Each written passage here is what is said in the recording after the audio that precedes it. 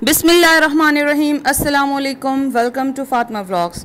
This is a mini travel vlog. तो दिन का आगाज़ बहुत ही खूबसूरत हुआ था। रात को बारिश बरसी थी, दरख्त पौधे सब धुल के मज़ीद खूबसूरत हो गए थे। हमने अपने सफ़र का आगाज़ शुरू किया। ये हरीपुर बाईपास है। हम हरीपुर से इस्लामाबाद जा रहे हैं। वीकेंड पे मोस्टली हम हरीपुर अपने घर जाते हैं और इस्लामाबाद हम वापस मंडे को आ जाते हैं। बारिश हो और चाय ना हो ये तो ज़्यादती है। फिर जी चाय वगैरह पीने के बाद थोड़ा सा मैंने व्यू कैप्चर किया। बहुत ही खूबसूरत लग रहा था। हल्की हल्की बारिश फिर से स्टार्ट हो गई और हम अपने सफ़र पे दोबारा से रवाना हो गए। मगरिब का टाइम था। अभी मगरिब की अज़ान नहीं हुई थी, मगरिब से पहले का टाइम था, लेकिन काफ़ी खूबसूरत लग रहा था। आसमान धुल चुका था, दरख्त पौधे सब कुछ धुल चुके थे और बहुत ही खूबसूरत, आँखों को ठंडक बख्शने वाला मौसम था। अच्छा, आज बात करते हैं ज़िंदगी के बारे में। मेरा आप सबसे सवाल है, ज़िंदगी क्या है? ज़िंदगी को आप लोग किस तरह एक्सप्लेन करते हैं? मेरा जो नज़रिया है इसको मैं पेश करती हूँ, यकीनन आपको पसंद आएगा। ये जो ज़िंदगी की किताब है, ये किताब भी क्या किताब है। कहीं एक हसीन सा ख्वाब है, कहीं जानलेवा अजाब है, कहीं आंसुओं की है दास्तां, कहीं मुस्कुराहटों के बाब हैं। कई चेहरे इसमें छुपे हुए एक अजीब सा ये निकाब है। कहीं खो दिया, कहीं पा लिया, कहीं रो लिया, कहीं गा लिया। कहीं छीन लेती है हर खुशी, कहीं मेहरबान बेहिसाब है। कहीं छाँव, कहीं धूप है, कहीं और ही कोई रूप है। ये ज़िंदगी की किताब है, ये किताब लाजवाब है। इसी के साथ हम पहुंच गए अपने सफ़र पे, जो हमारी डिज़ायर्ड मंजिल थी। हम उस पे पहुंच गए, इस्लामाबाद पहुंच गए। रात काफ़ी हो चुकी थी, लेकिन यह है रास्ते में स्टे करते हुए गए। छोटी सी बच्ची भी है साथ, तो वो काफ़ी तंग करती है। हर स्टॉप पे वो रुक जाती है कि अब यहाँ से भी मुझे कुछ लेकर दो और यहाँ से भी लेकर दो। यहाँ के शहर की अपनी रौनकें हैं, लेकिन जो क्लास, जो मज़ा अपने शहर का है, अपनी जगह का है, वो आपके दिमाग में हर टाइम रहता है। हर टाइम आपके जहन में उसी की सोच रहती है, उसी का ख्याल रहता है कि इस वीकेंड पे जाएंगे, ये करेंगे, वो करेंगे। हज़ार सोचें लेकर आप पहुंचते हैं और उसमें से कुछ ही आप पा सकते हैं और कुछ नहीं कर सकते। इसी तरह सफ़र चलता रहा और ज़िंदगी का मैं आपको यही कहूँगी, छोटी सी ज़िंदगी है, 4 दिन की ज़िंदगी है, इसको अच्छे से गुजारें, एक दूसरे से जुड़े रहें, अपने साथ के लोगों को अहमियत दें।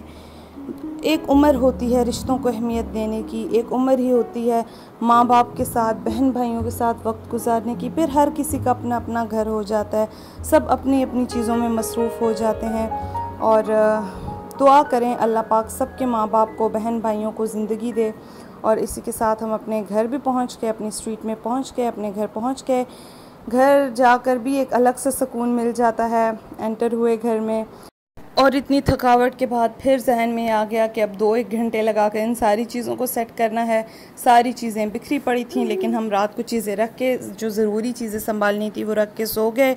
उसके बाद सुबह का ये आपको मैं हाल बता रही हूँ पूरे घर का। किचन टोटली मेस्ड अप है, डाइनिंग मेस्ड अप है, रूम्स की कंडीशन, लाउंज की कंडीशन। फातिमा के बाबा जिस तरह ऑफिस जाते हैं उसी तरह चीज़ें छोड़ के चले जाते हैं। अच्छा, एक कोऑपरेटिव बंदा होता है जो बाय एक्शन कोऑपरेटिव होता है, एक बंदा होता है जो बाय हार्ट कोऑपरेटिव होता है। और मेरे हस्बैंड का ये है कि वो बाय हार्ट कोऑपरेटिव है, बाय एक्शंस बिल्कुल भी नहीं है। और बाय हार्ट हैं कि ये भी कर लो, वो भी कर लो, लेकिन करके नहीं दिखाते। उसके बाद किचन मैं क्लीन करने का सोच रही थी और रूम्स मैंने क्लीन कर लिए। किचन को मैंने एंड पर छोड़ दिया कि उसको मैं बिल्कुल एंड पर करूँगी, क्योंकि इट टेक्स मोर टाइम। और रूम्स वगैरह की सेटिंग कर ली, प्रेस करने वाले कपड़े निकाल दिए और लाउंज की सेटिंग की। लेकिन कुछ ही टाइम बाद फातिमा ने फिर से अपने टॉयज सारे फेंक दिए। दिन को भूख का टाइम था, पिज़्ज़ा ऑर्डर कर लिया, वही खा लिया, क्योंकि खाना बनाने की बिल्कुल हिम्मत नहीं थी। लॉन्ड्री करनी थी, काफ़ी सारे कपड़े जमा हो चुके थे, तो इनको भी मशीन में डाल के मैंने कहा सारे कपड़े मशीन में डाल देती हूँ, उसकी सेटिंग कर लेती हूँ और फिर मैं बाकी अपने काम जो हैं वो कंप्लीट कर लूँगी। कुछ कपड़े जो थे वो प्रेस करवा के लाए हुए थे, जो धुलवा के लाए हुए थे, वो सारे मैंने कहा कबर्ड्स में रख देती हूँ, जो हैंग करने के हैं वो कर देती हूँ। बाकी जो वॉश करने के थे वो मैंने इसमें सेटिंग ऑन करके इसी तरह छोड़ दिया। अच्छा, इस मशीन का ये मैं आपको बताऊँ, ऑटोमेटिक मशीन का कपड़े साफ़ नहीं होते, बच्चों के तो बिल्कुल भी नहीं होते। सो कोशिश किया करें बच्चों के अवॉइड करें। बड़ों के जो कपड़े होते हैं जिन पे इतने दाग धब्बे नहीं होते, वो आप इनमें वॉश कर लें तो वो अच्छे से हो जाते हैं। कपड़े सारे धुल चुके थे, ड्राई हो चुके थे। इनको मैं तय करके कबर्ड्स में रख रही थी। जो प्रेस करने के थे वो भी भिजवा दिए और फिर अनपैक करना था सामान जो हरिपुर लेकर गए थे, उनको बैग से दोबारा निकालना था और अनपैक करना था। उसके बाद भूख लग रही थी, पराठा बना लिया। साथ ही मैंने बिरयानी बनाकर शाम को ही रख दी, रात को गर्म कर लेंगे। और इसकी रेसिपी भी इंशाल्लाह मैं जल्दी आपसे शेयर करूंगी। सैंडविचेस की रेसिपी रिकॉर्ड करनी थी, वो भी बना कर रख दी। और शाम को मेरे हस्बैंड आए तो हम लोग निकल गए, थोड़ी साइकिलिंग वगैरह की और थोड़ा बच्ची भी रिफ़्रेश हो जाती है बाहर जाने से। और रात को कुछ चीज़ें लेनी थी, शॉपिंग करनी थी, कुछ फ़ातिमा की शर्ट्स चाहिए थी, कुछ मेरे हस्बैंड को ट्राउज़र शर्ट्स चाहिए थे। उधर चले गए, चाय शाय हमने बाहर ही पी और घर फिर आकर हमने वही अपना मटन बिरयानी इंजॉय की। सैंडविचेस मैंने सुबह नाश्ते के लिए बनाए थे, उनको मैं आपको सेव करने का तरीका भी बताऊंगी कि अगर आप एक दिन बना लो तो नेक्स्ट डे तक उनको कैसे आप सेव कर सकते हैं। अच्छा, रात को F10 मरकज़ बहुत ही खूबसूरत हो जाता है। यहाँ की रंगीनियाँ, यहाँ की शोखियाँ, यहाँ की बहारें बहुत खूबसूरत लगती हैं और स्पेशली बारिश के मौसम में तो बहुत ही ज़्यादा अच्छी लगती हैं।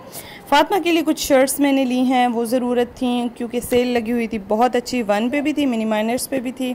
और कुछ फ्रॉक्स वगैरह थे, वो भी काफ़ी अच्छे थे। फ्राइज़ ट्राई किए, F10 के बिल्कुल भी पसंद नहीं आए। वैसे हम जिस स्टॉल से लेते होते हैं वो बहुत अच्छे देता है। और इसी के साथ घर वापस आ गए। व्लॉग पसंद आया हो लाइक करें, शेयर करें। अल्लाह हाफिज़।